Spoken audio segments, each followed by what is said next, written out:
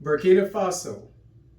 Burkina Faso soldiers and militia to grow crops with civilians.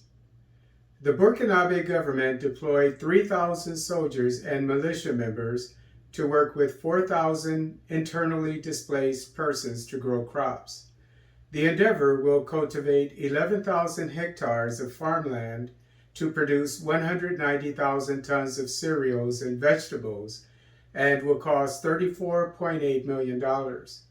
According to Actu Cameroun, quote, the objective of this initiative are, among other things, to meet the national demand for rice in a context marked by security constraints, climate change, and import restrictions linked to the Russian-Ukrainian crisis.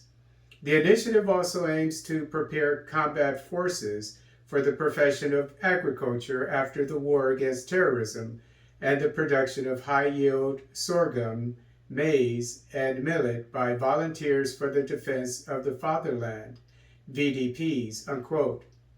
According to government spokesman Jean-Emmanuel Ouédraogo, President of the transition of Burkina Faso, Ibrahim Traore, wanted, quote, to involve the fighting forces in agricultural production so that we have the capacity to ensure the safety of a certain number of sites for production.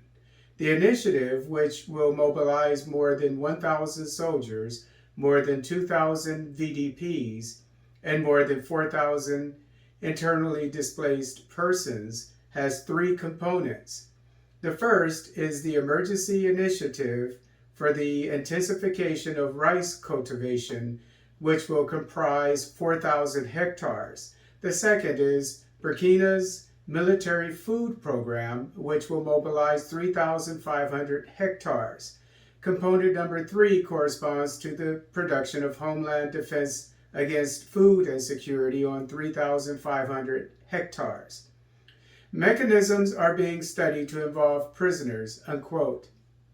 The insurgents, who control 40% of Burkina Faso, have forced an estimated 2 million inhabitants to flee their homes and farms, creating a food shortage. The Burkinabe army transports food to the inhabitants that live in the regions controlled by insurgents. On Wednesday, May 31st, 2023, a food convoy escorted by troops was ambushed by 100 insurgents in Loroum Province, bordering Mali. Burkinabe forces responded by killing 50 of them.